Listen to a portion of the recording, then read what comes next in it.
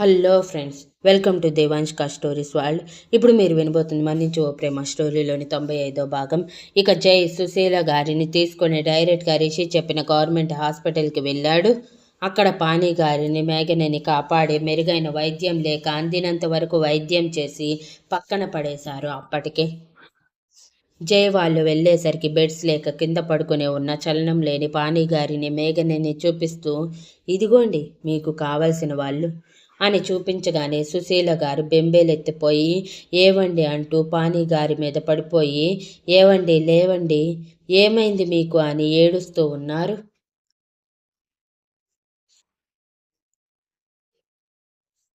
కానీ వాళ్ళల్లో చలనం లేదు.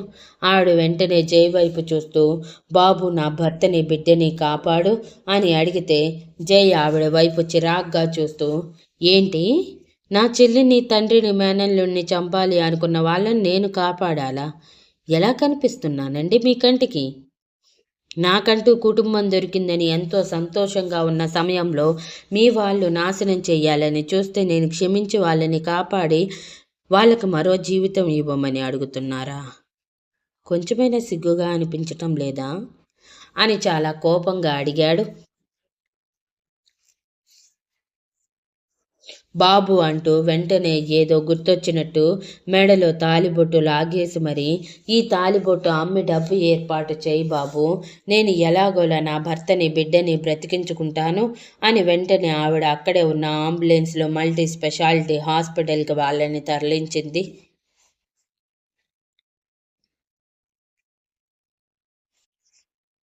వాళ్ళు మేఘన పానీ గారి పరిస్థితి చూసి వెంటనే రెస్పాండ్ అయ్యి ట్రీట్మెంట్ ఇచ్చారు. కానీ అప్పటికే చాలా లేట్ అయిపోవటంతో మేఘన శరీరంలో విషం పూర్తిగా స్ప్రెడ్ అయ్యి తను బ్రతికే ఛాన్సెస్ 30%కి పడిపోయాయి.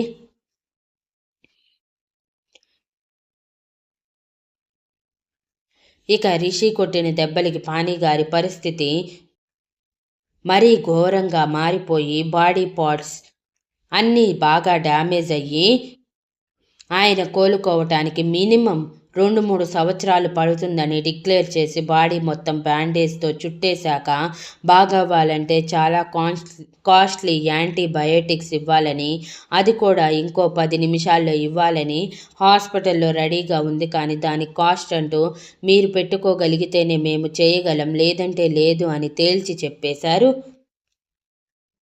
అప్పుడే వచ్చాడు జై.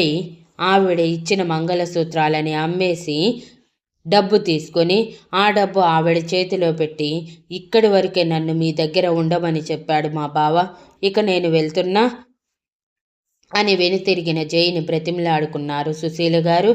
మేఘన పరిస్థితి బాగోలేదని ఇంజెక్షన్ చేయాలని, దానికి తగ్గ డబ్బు తన దగ్గర లేదని, అది చేస్తేనే మేఘన బ్రతుకుతుందని చాలా బ్రతిమలాడి కాళ్ళ వేలాపడి ఒప్పించుకొని డాక్టర్ చెప్పిన 10 నిమిషాల్లో 2 నిమిషాల ముందు డబ్బు కట్టడం ఆలస్యం. ఇంజెక్షన్ చేసేసి, ఇంజెక్షన్ అయితే చేశాము, అది ఎలా ఎఫెక్ట్ చూపిస్తుందో చెప్పలేము. పాయిజన్ చాలా హెవీగా బాడీ మొత్తం పాకింది. యాంటీడోట్ కరెక్ట్గా వర్క్ చేస్తే 1-2-3 నెలల్లో ఆమె కోలుకునే అవకాశం ఉంది, లేదంటే టైం చాలా పట్టచ్చు. అప్పటి వరకు మేజర్ ట్రీట్మెంట్ ఇప్పిస్తూనే ఉండాలి అని తేల్చి చెప్పాక జై వెళ్ళిపోయాడు. ఇక మిగిలిన డబ్బులు హాస్పిటల్ ఖర్చులకి కట్టేసిన సుశీల గారు మేఘన పరిస్థితికి కొంచెం క్రిటికల్గా మారటంతో మేజర్ ట్రీట్మెంట్ అవసరమని 1-2 వారాలు హాస్పిటల్లో ఉండాలని, ఇక పానీ గారు కూర్చోవటం, చేతులు కదిలించడం, ఆఖడికి నడిచే అవకాశం కూడా చాలా వరకు తక్కువ అని, ఆయన నడవాలంటే చాలా కాలం పడుతుందని, ఇక ఆయన పనులు ఆయన చేసుకునే పొజిషన్ ఎప్పుడూ దాటిపోయారని చెప్పాక సుశీల గారు బోరుమన్నారు. మేఘన పానీ గారి పరిస్థితి తట్టుకోలేక ఏం చెయ్యాలో పాలుపోని పరిస్థితుల్లో చేతిలో రూపాయి లేక గిజగిజలాడుతున్న సుశీల గారికి అప్పుడే తెలిసింది కేరళలో ఉచిత వైద్యం అందిస్తారని. సో అటువైపు వెళ్ళిపోవాలని అనుకున్నారు సుశీల గారు. ఆవిడ చేతిలో రూపాయి కూడా లేకపోవటంతో ఇక పాణిగారు మిగిల్చిన కొంత డబ్బుతోనే పాణిగారిని మేఘనని తీసుకొని కేరళ వెళ్ళిన ఆవిడకి ఇద్దరికి సరిపడా సేవ చేస్తేనే అక్కడ వైద్యం అందిస్తామని డిక్లేర్ చేయటంతో సుశీల గారు ఒప్పుకొని వాళ్ళని ట్రీట్మెంట్కి అక్కడ అడ్మిట్ చేశారు. ఇక అక్కడే ఉండిపోయారు కూడా.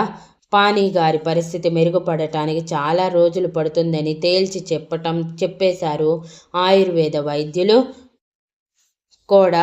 ఇక మేఘన పరిస్థితి కోలుకున్న తను రిషి దెబ్బలకి భయపడి ఉండటంతో వాళ్ళ పేరెత్తే సాహసం కూడా చేయలేక కనీసం వాళ్ళ గురించి సుశీల గారిని కూడా అడగకుండా వదిలేసింది. తను కొంచెం మెరుగయ్యాక తండ్రి కోసం ఏడుస్తూ తను కూడా హాస్పిటల్లో తనకి వచ్చిన సేవ చేస్తూ గడిపేస్తూ ఉంది. మొత్తానికి ఇద్దరూ కలిసి పాణి గారిని బ్రతికించుకునే పనిలో ఉన్నారు.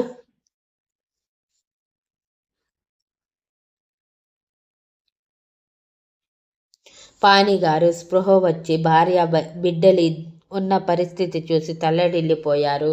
అదంతా తన వల్లే అనుకుని ఇక వీళ్ళ సంగతి సమాప్తం. వాళ్ళు ఎప్పుడు సెట్ అవుతారు, ఎప్పుడు నార్మల్ అవుతారో వాళ్ళే చూసుకుంటారు.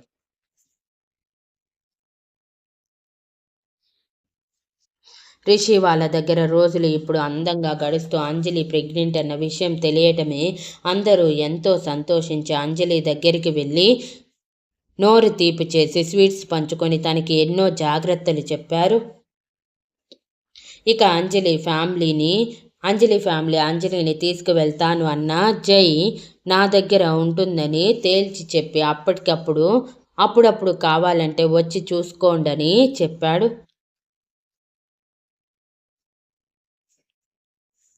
ఇక ధర్మేంద్ర గారి సంతోషం అంతా ఇంత కాదు. ఆయన కోలుకోగానే ఇంత మంచి గుడ్ న్యూస్ వినటమే ఆయన మనసు ఎంతో తృప్తి చెందింది. ఇక వర్షిత ఆనందం ఎక్కువైపోయింది. తనతో ఆడుకోవటానికి బుల్లి మరదలు వచ్చేస్తుందని.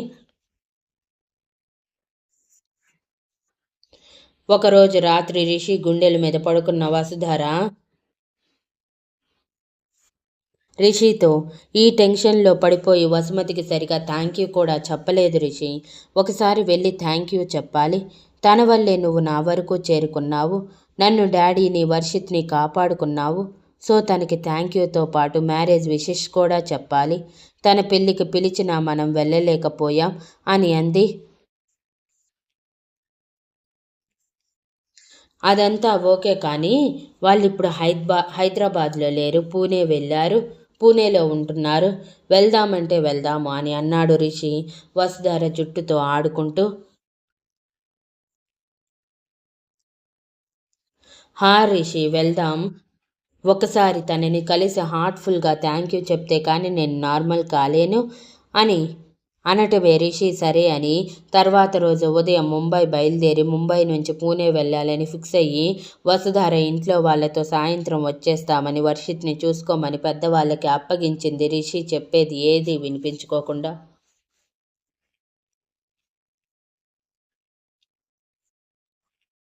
అప్పటికే వర్షిత్ వాళ్ళకి అలవాటై ఉండటంతో వాళ్ళకి దగ్గరైతేనైనా రిషి కోపం తగ్గే వాళ్ళకి దగ్గరవుతాడేమోనని వసుధార ఆశ.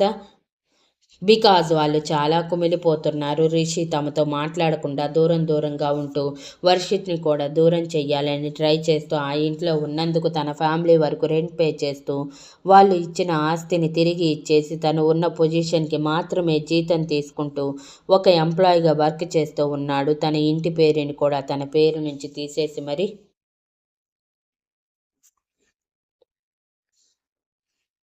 యాక్చువల్గా రిషి ఆలోచన వర్షిత్ని ధర్మేంద్ర గారి దగ్గర వదలాలనుకున్నాడు. కానీ వసుధార ఛాన్స్ ఇవ్వకపోవడంతో పళ్ళు నూరుకుంటూ వసుధార వైపు చూశాడు. ఇలా ఎందుకు చేశావు అన్నట్టు. అది వసుధార పట్టించుకోకుండా రిషితో కలిసి ఎయిర్పోర్ట్కి చేరి ఫ్లైట్లో ముంబై బయలుదేరారు. అప్పటికే వసుమతి ఉన్న అడ్రస్ తెలుసుకుని ఉండటంతో వాళ్ళు ముంబై చేరటం ఆలస్యం. ఇద్దరూ కలిసి క్యాబ్ బుక్ చేసుకొని పూణే చేరి వసుమతి ఉంటున్న ఫ్లాట్కి వెళ్ళారు.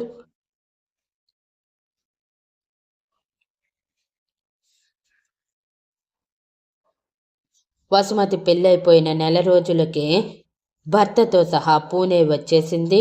హైదరాబాద్ నుంచి అతనికి ట్రాన్స్ఫర్ అవ్వటంతో ఇక వసుమతి జాబ్ మానేసింది. అనవసరంగా స్ట్రెస్ తీసుకొని తన వల్ల తన భర్తకి ఇబ్బంది పెట్టడం ఇష్టం లేక అప్పటికే వసుమతి రిషిని పూర్తిగా మర్చిపోయి తన భర్త ప్రేమలో మునిగి తేలుతూ ఉంది. బికాజ్ అతను వసుమతిని ప్రేమించటంలో 100% ఇవ్వటంతో ఇప్పుడు వసుధార వాళ్ళు వసుమతికి చెప్పకుండా వెళ్ళారు వాళ్ళ ఫ్లాట్కి. పైగా ఆ రోజు సండే కావటంతో వసుమతి తన భర్త ఇద్దరు ఇంట్లోనే సరదాగా కబుర్లు చెప్పుకుంటూ చిన్న చిన్న రొమాన్స్ చేసుకుంటూ ఉన్నారు.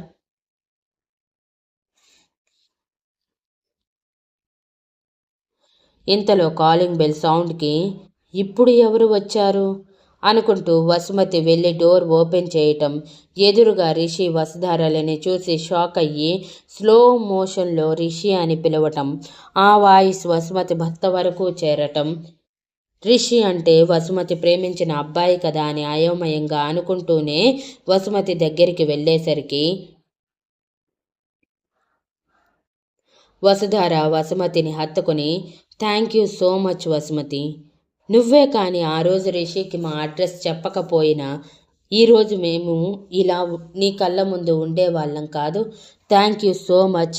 ఈ మాట నీకు చెప్పాలని ఎన్నో రోజుల నుంచి అనుకున్నాను కానీ చెప్పలేకపోయాను అని అంటే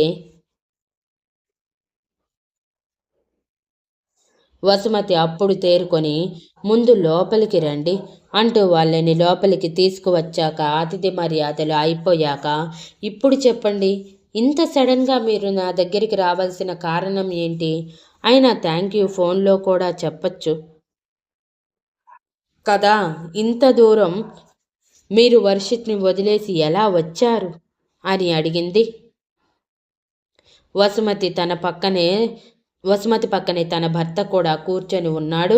జరిగేది సైలెంట్గా చూస్తూ, జస్ట్ ఫోన్లో థ్యాంక్ యూ చెప్తే తీరిపోయే రుణం కాదు మంది. నువ్వు చేసింది చిన్న హెల్ప్ కాదు, ముగ్గురి ప్రాణాలు కాపాడావు. ముగ్గురి ప్రాణాలు, అది కూడా నీ ప్రాణాన్ని అడ్డేసి మరి. ఇన్ని రోజులు నాన్న ఆరోగ్యం వల్ల నీ గురించి ఆలోచించలేకపోయాను. అందుకే నిన్ను వెతుక్కుంటూ వచ్చాను. మీ పెళ్ళికి కూడా రాలేకపోవటానికి కారణం అప్పుడు బాగా డిస్టర్బ్గా ఉండటం వలన అని అంది వసుధార బాధగా. పర్వాలేదు వసుధార, నేను అర్థం చేసుకోగలను అని రిషి వైపు చూస్తే రిషి థ్యాంక్ యూ చెప్పి వసుమతికి చిన్న స్మైల్ ఇచ్చి వసుమతి భర్త వైపు చూశాడు. Hello mister Rishi, my name is Rajesh and Vasumathi మీ గురించి మొత్తం చెప్పేసింది కాబట్టి మీరు ఆక్వర్డ్గా ఫీల్ అవ్వాల్సిన అవసరం లేదు అని అనగానే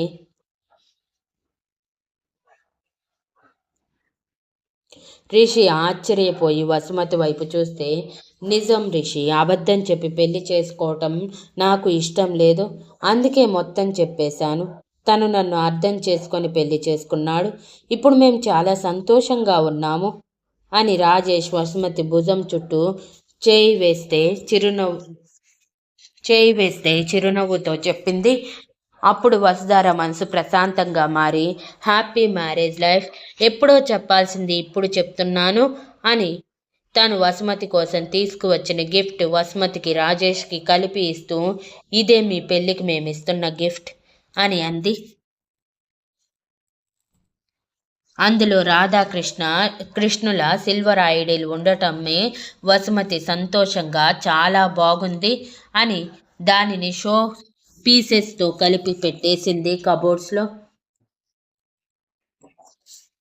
అలా వసుధారల మధ్య మాటలు దొర్లుతూ ఉంటే సైలెంట్గా కూర్చొని ఉన్న రిషిని తీసుకొని బాల్కనీలోకి వెళ్ళాడు Rajesh. Thank you for listening and please like, share, comment and subscribe.